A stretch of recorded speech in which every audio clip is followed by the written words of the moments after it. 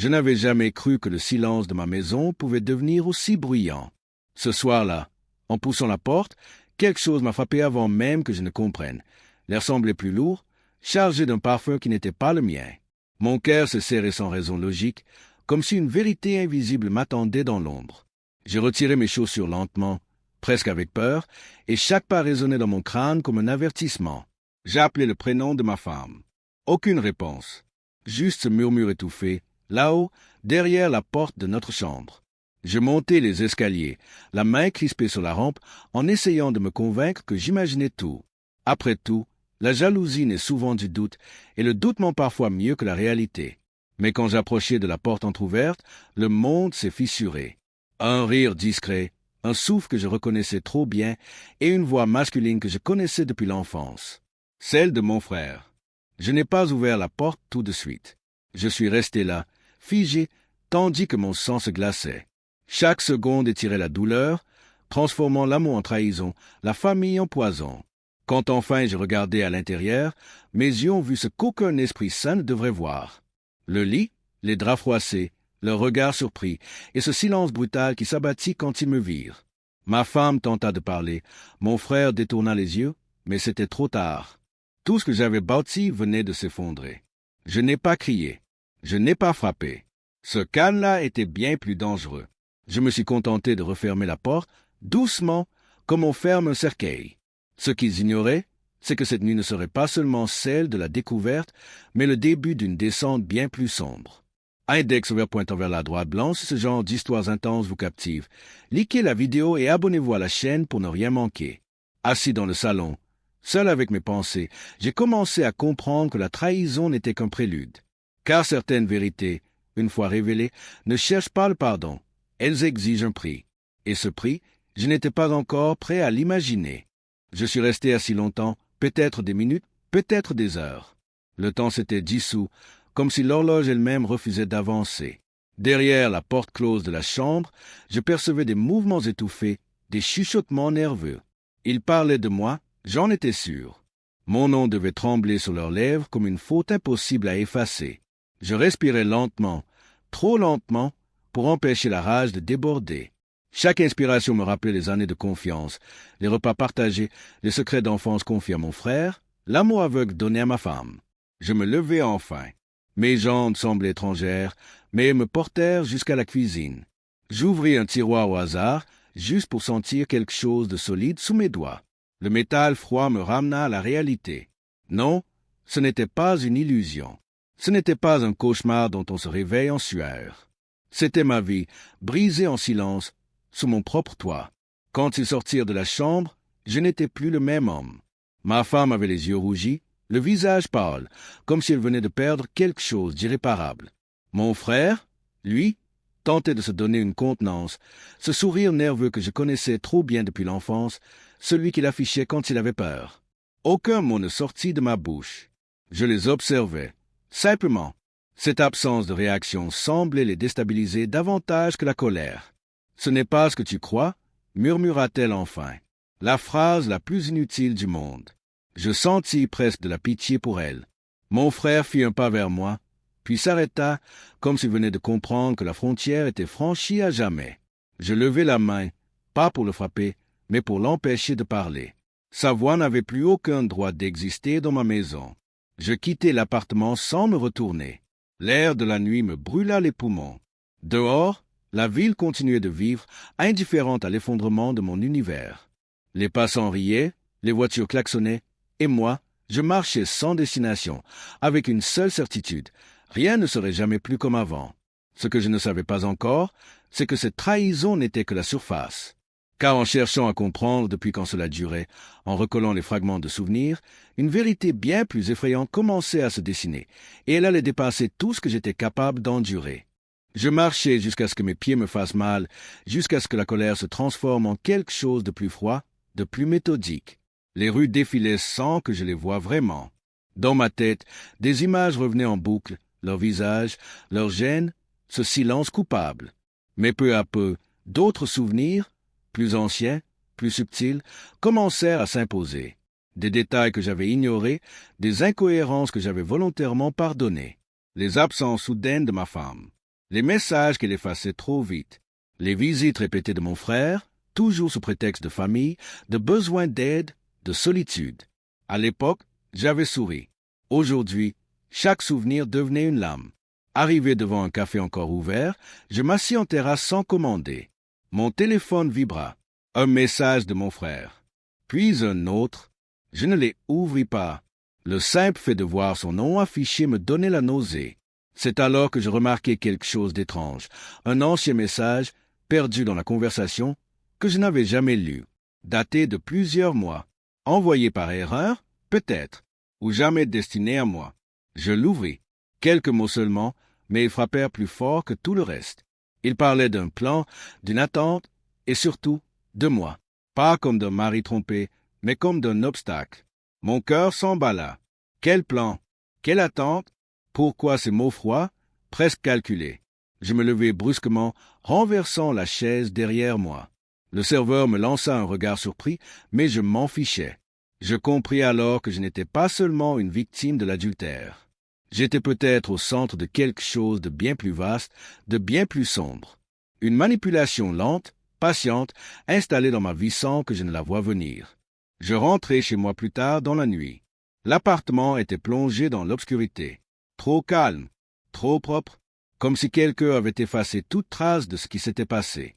Je remarquai que certains dossiers avaient disparu de mon bureau.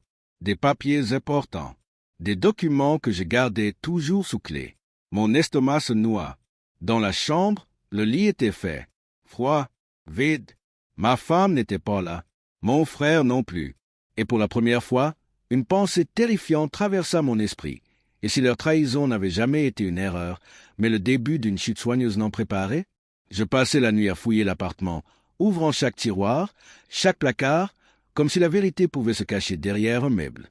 Plus je cherchais, plus l'angoisse grandissait. Ce n'étaient pas seulement des papiers qui manquaient, mais des fragments de ma vie, un contrat, des relevés bancaires, même une clé USB que je conservais depuis des années.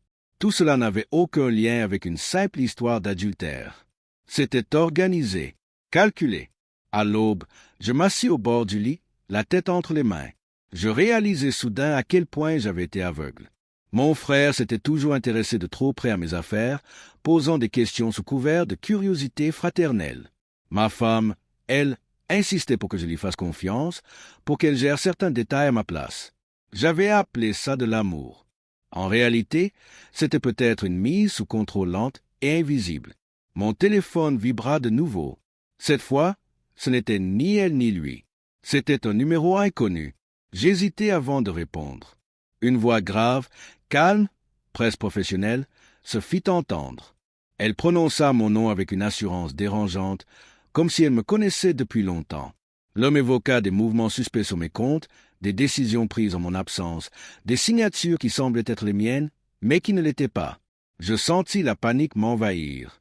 Comment quelqu'un d'autre pouvait-il parler de mes finances avec autant de précision? L'homme me conseilla de vérifier rapidement certains documents, puis raccrocha sans attendre ma réponse. Le silence qui suivit fut plus violent que n'importe quel cri. Mes mains tremblaient. Je compris alors que je n'avais pas seulement perdu ma femme et mon frère. J'étais peut-être en train de perdre mon identité.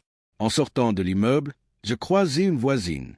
Elle me lança un regard étrange, mêlé de pitié et de méfiance. Avait-elle vu quelque chose? Entendu des conversations? Tout le monde semblait soudain en savoir plus que moi. La paranoïa s'installait, mais une intuition plus profonde me disait que ce n'était pas de la folie. C'était un avertissement. Je montai dans ma voiture, prêt à aller chercher des réponses, quand je remarquai une enveloppe glissée sous le pare-brise. Aucun timbre, aucun nom, juste mon écriture, parfaitement imitée, et une phrase courte, glaçante. Tu aurais dû rester dans l'ignorance. Je relus la phrase plusieurs fois, espérant y découvrir une explication cachée, une mauvaise plaisanterie, quelque chose qui me permettrait de respirer à nouveau. Mais chaque mot était une certitude, une menace posée là sans trembler. Je froissai l'enveloppe dans ma main et démarrai brusquement. Les rues défilaient trop vite, ou peut-être était-ce mon esprit qui refusait de ralentir. Une seule idée me hantait. Jusqu'où était-il prêt à aller? Je me rendis à la banque dès l'ouverture. Derrière le comptoir, le conseiller me salua avec une politesse mécanique, mais son regard changea quand je lui parlais de comptes, de signatures falsifiées. Il consulta son écran, fronça les sourcils, puis me demanda d'attendre. Ces quelques minutes furent interminables. Quand il revint, son ton était plus bas, presque gêné. Certaines décisions avaient été prises la veille. Des transferts importants. Tout semblait légal. Trop légal. Mon nom figurait partout, accompagné de signatures identiques à la mienne. Je sortis de la vidée, comme si on m'avait volé non seulement mon argent, mais aussi ma voix. Dans la rue, mon téléphone vibra encore. Cette fois, c'était un message de ma femme. Quelques mots seulement, on doit parler. Ce n'est pas ce que tu crois. La même phrase, encore. Je sentis une colère sourde monter, mais aussi une peur nouvelle. Parler de quoi? De combien de temps cela durait? De ce qu'ils avaient prévu de faire de moi? Je rentrai chez moi plus tard, malgré l'instinct qui me criait de fuir. L'appartement était toujours vide, mais quelque chose avait changé. Une odeur légère de parfum flottait dans l'air, fraîche, récente. Quelqu'un était revenu. Dans le salon, sur la table, un dossier avait été posé bien en évidence. À l'intérieur, des photos. De moi, prises à mon insu.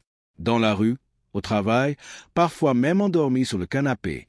Mon souffle se coupa. On m'observait depuis longtemps.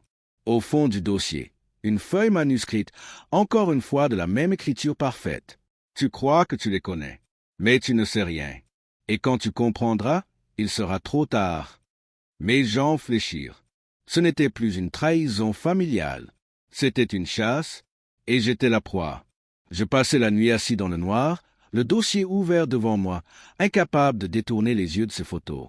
Chaque image était une preuve de plus que quelqu'un avait partagé mon quotidien sans jamais se montrer.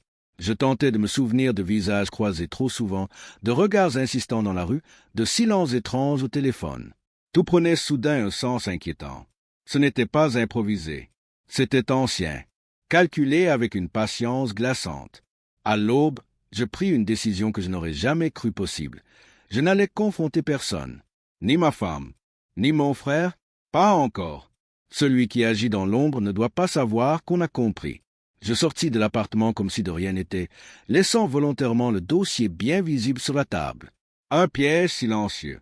Si quelqu'un revenait, il se sentirait en terrain conquis. Je passais la journée à errer, changeant de trajet, observant les reflets dans les vitrines, les silhouettes derrière moi.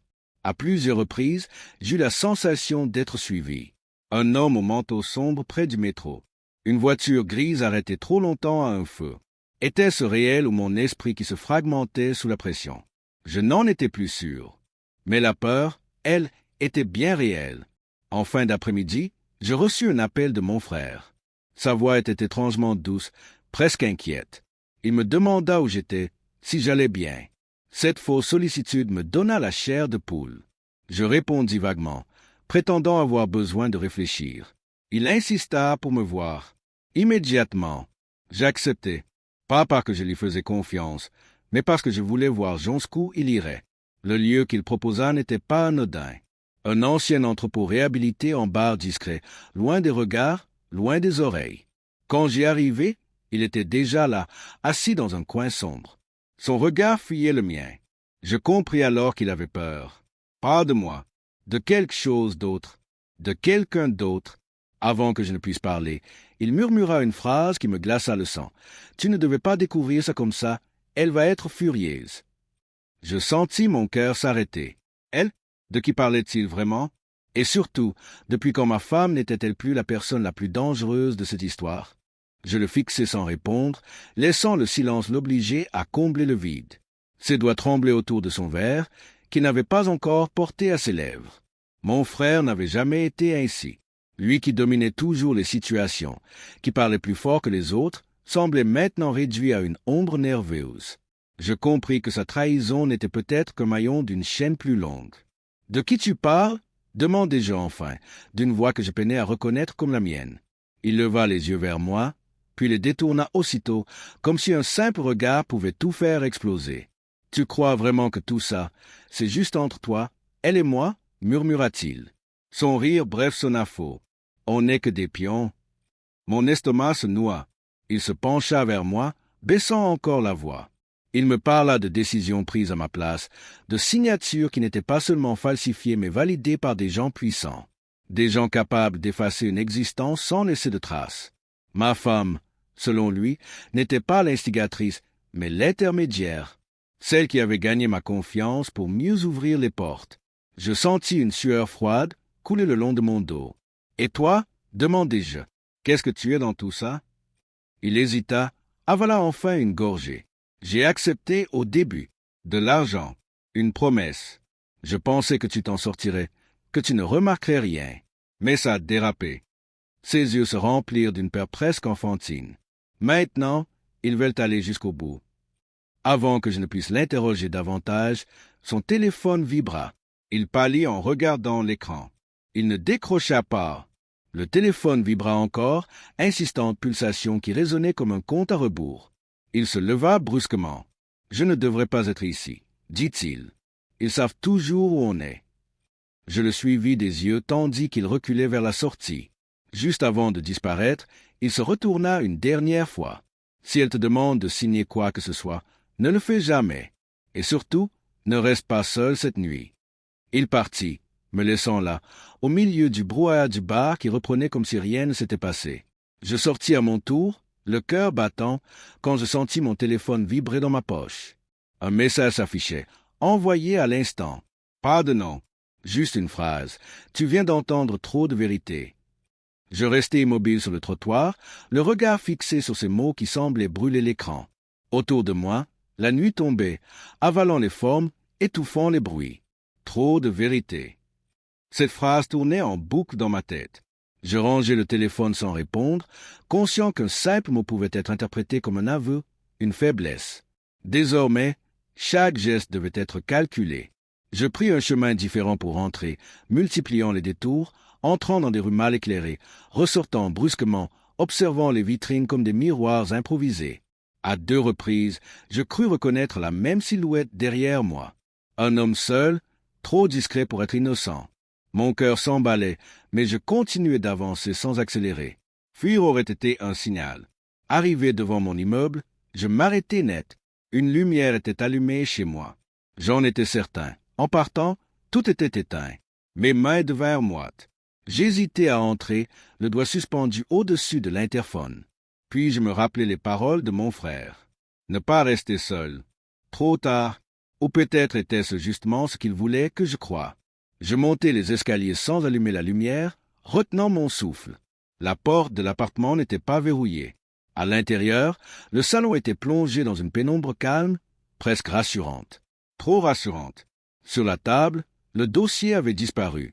À sa place, un verre d'eau encore tiède. Quelqu'un venait de partir. Ou n'était jamais vraiment parti.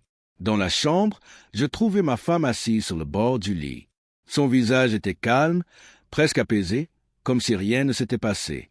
Elle leva les yeux vers moi et esquissa un sourire triste. « Tu as l'air épuisé ?» dit-elle doucement. Sa voix était la même que celle que j'avais aimée pendant des années. C'est ce qui me terrifia le plus. Je reculai d'un pas. « Qu'est-ce que tu as fait ?» demandai-je. Elle soupira, comme lassée. « J'ai essayé de te protéger. Tu ne comprends pas. Plus tu résistes, plus ils deviennent dangereux. » Elle tapota le lit à côté d'elle. « Assieds-toi. On doit parler calmement. » Je remarquai alors une enveloppe posée près de l'oreiller. Mon nom y était inscrit. À l'intérieur, je n'osais imaginer quoi. Un contrat? Un aveu? Une condamnation?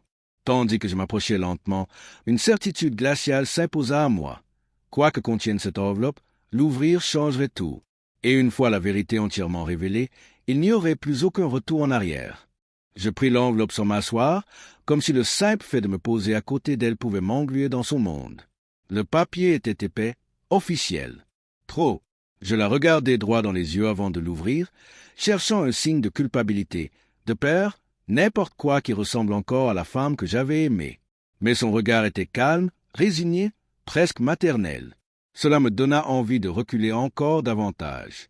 À l'intérieur, il y avait plusieurs feuilles soigneusement alignées, des documents juridiques. Mon nom y figurait partout, des procurations, des autorisations, et surtout, une déclaration attestant que j'étais dans un état psychologique instable depuis plusieurs mois, incapable de gérer mes affaires sans assistance. Mon souffle se coupa. Tout était prêt, daté, signé, par moi, ou du moins par une version de moi que je ne reconnaissais plus. « C'est faux » murmurai-je. Elle secoua doucement la tête. « Non, c'est crédible. C'est toute la différence. » Elle se leva lentement, réduisant la distance entre nous. « Tu as traversé une période difficile. Du stress, de la fatigue, des comportements erratiques. Des témoins peuvent le confirmer. » Elle marqua une pause. « Même ton frère ?» Je sentis mes jambes faiblir. Chaque mot était une pierre posée sur mon torse. Elle poursuivit, sans colère, sans menace apparente. Elle m'expliqua que certaines personnes s'étaient intéressées à mes affaires, à mes investissements, à ce que je savais sans même en être conscient. Elle avait d'abord refusé, puis ils avaient insisté. Promesses, pression, avertissement déguisé. Ils ne prennent pas le refus comme une réponse, dit-elle simplement. Je reculai jusqu'au mur. Mon téléphone vibra dans ma poche, comme un rappel brutal de la réalité. Elle baissa les yeux vers ma main. « Ne réponds pas, » dit-elle aussitôt. « Pas maintenant. » Ce ton autoritaire me glaça. Depuis quand décidait-elle de ce que je devais faire? Je relevai les yeux et remarquai alors quelque chose que je n'avais pas vu en entrant. La porte du salon était entr'ouverte, très légèrement. Une ombre passa derrière, presque imperceptible. Je me figeai. Elle suivit mon regard et se raidit à son tour. « Ils sont déjà là, n'est-ce pas ?» demandai-je à voix basse. Elle ne répondit pas immédiatement. Puis elle murmura, presque inaudible, « Je t'avais dit de ne pas rentrer ce soir. » À cet instant précis, le téléphone vibra de nouveau. Cette fois, l'écran s'alluma tout seul. Un appel entrant. Numéro masqué. Et avant que je ne puisse décider de quoi que ce soit, la porte d'entrée grinça lentement, comme si quelqu'un prenait tout son temps pour entrer. La porte s'ouvrit complètement dans un claquement sourd. 2 hommes entrèrent, lents, assurés, comme s'ils étaient chez eux. Aucun n'avait l'air menaçant au premier regard, et c'est précisément ce détail qui me glaça le plus. Les vrais dangers n'ont jamais besoin d'élever la voix. Ma femme se plaça légèrement devant moi. Un geste presque protecteur, presque tendre, qui me donna envie de hurler. L'un des hommes sourit. « Monsieur, nous n'avons aucune intention de vous faire du mal, à condition que vous coopériez. » Sa voix était posée, professionnelle, comme celle d'un médecin annonçant un diagnostic. Il expliqua que tout était déjà enclenché. Procédure, témoignage, décision. Ma réputation, ma stabilité mentale, même les souvenirs pouvaient être redéfinis par des dossiers bien remplis. Le monde croit ce qui est écrit, ajouta-t-il calmement. Pas ce qui est vrai. Je regardai ma femme. Ses yeux brillaient de larmes qu'elle refusait de laisser tomber. Je n'ai pas eu le choix, murmura-t-elle. Il nous aurait détruits tous les deux. À cet instant, je compris l'horreur totale de la situation. Elle m'avait trahi pour me sauver, ou pour se sauver elle-même. La frontière était devenue floue. On me tendit un stylo, le même que j'utilisais autrefois pour signer des contrats importants.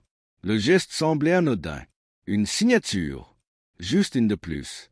Pourtant, je sentais que ce trait d'encre déciderait de mon existence entière. Derrière moi, l'un des hommes tout sauta doucement, comme pour me rappeler que le temps m'était compté. Je pensais à mon frère, à sa peur, à son avertissement. Je pensais à toutes ces photos, à cette vie observée, disséquée, lentement capturée. Puis je relevai la tête. Mon regard croisa celui de ma femme. Pendant une fraction de seconde, j'y vis quelque chose de différent. Du regret, ou peut-être un appel silencieux. Je pris le stylo. À ce moment précis, un bruit retentit dans l'immeuble. Des pas précipités, des voix lointaines. Les 2 hommes échangèrent un regard rapide. Une tension nouvelle traversa la pièce. Quelque chose venait de changer. Quelqu'un d'autre venait d'entrer dans cette histoire. Ma main tremblait au-dessus du papier.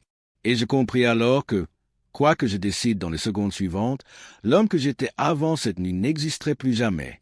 Les voix dans la cage d'escalier se rapprochaient, étouffées mais pressées, comme si quelqu'un montait sans chercher à se cacher. Les 2 hommes se figèrent une fraction de seconde de trop. Pas assez pour paniquer, mais assez pour révéler qu'ils n'avaient pas tout prévu.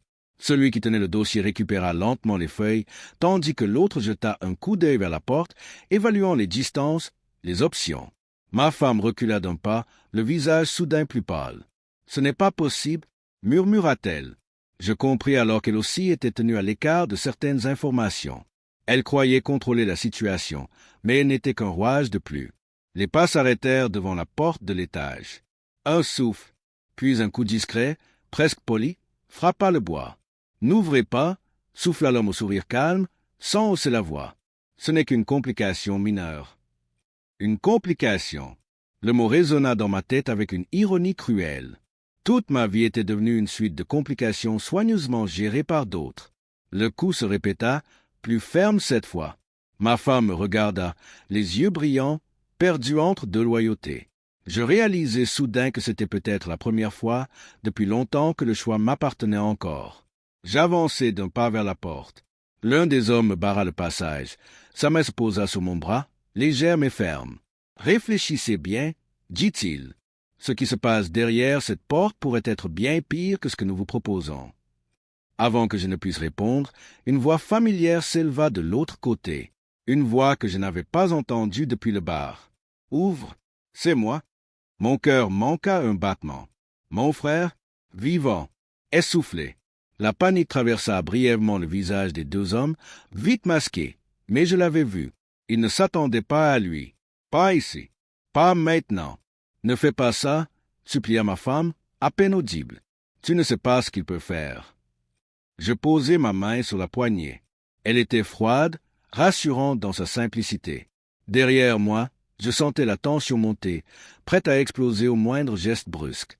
Devant moi, la vérité attendait peut-être, ou un piège encore plus cruel. J'ouvris. Mon frère entra précipitamment, le visage marqué par la peur et la détermination. Son regard passa de moi aux deux hommes, puis revint se fixer sur ma femme. « Ils t'ont menti, » dit-il d'une voix tremblante. « À tous.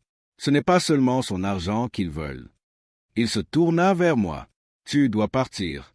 Maintenant, avant qu'ils comprennent que tu sais ce que moi, je viens d'apprendre. » Je regardai mon frère, puis ma femme, puis ces deux hommes dont le calme venait enfin de se fissurer. Tout était clair maintenant, douloureusement clair. Ils ne se battaient pas seulement pour de l'argent ou des signatures, mais pour le contrôle total d'une vie, de ma mémoire, de mon identité. Ce qu'ils voulaient, c'était que je disparaisse sans mourir, que je devienne un nom vide dans des dossiers impeccables. Les voix dans l'escalier se multiplièrent soudain. Pas une, pas deux, plusieurs. Trop pour être ignorés. Les deux hommes comprirent qu'ils perdaient la maîtrise de la scène. L'un d'eux recula lentement, déjà prêt à battre en retraite. L'autre me fixa une dernière fois, un regard chargé d'une promesse silencieuse. Ce n'était pas terminé. Ils quittèrent l'appartement sans courir, comme des prédateurs qui savent pouvoir revenir plus tard. Le silence qui suivit fut assourdissant. Ma femme s'effondra sur le lit, en larmes, comme si tout le poids de ses choix venait enfin de lui tomber dessus. Mon frère s'approcha de moi, posa une main tremblante sur mon épaule. « Je suis désolé, » murmura-t-il. Et pour la première fois depuis cette nuit infernale, je crus le croire. Les jours qui suivirent furent un combat. Contre les mensonges, contre les dossiers falsifiés, contre les peurs qu'ils avaient semées en moi. Mais cette fois, je n'étais plus seul. Les autorités, alertées à temps, commencèrent à remonter la piste. Lentement, dangereusement. Certains ont disparu des registres, d'autres refirent surface là où on ne les attendait pas. Le réseau n'était pas détruit, mais il avait reculé. Ma femme partit, sans cri, sans adieu spectaculaire. Juste un regard brisé et une valise trop légère pour tout ce qu'elle emportait de culpabilité. Mon frère resta, tentant de réparer l'irréparable. Certaines blessures ne guérissent jamais vraiment, mais elles cessent parfois de saigner. Aujourd'hui, ma maison est silencieuse à nouveau. Mais ce n'est plus le même silence. Ce n'est plus celui de l'ignorance. C'est celui d'un homme qui sait. Je vis avec la certitude que le danger n'est jamais totalement loin, que certaines vérités attirent l'ombre. Pourtant, chaque matin, je me réveille libre. J'ai surpris ma femme avec mon propre frère, et ce que j'ai découvert ensuite a failli m'effacer du monde. Mais ils ont échoué. Car la chose la plus terrifiante pour ceux qui manipulent dans l'ombre, ce n'est pas d'être découverts, c'est de perdre leur proie.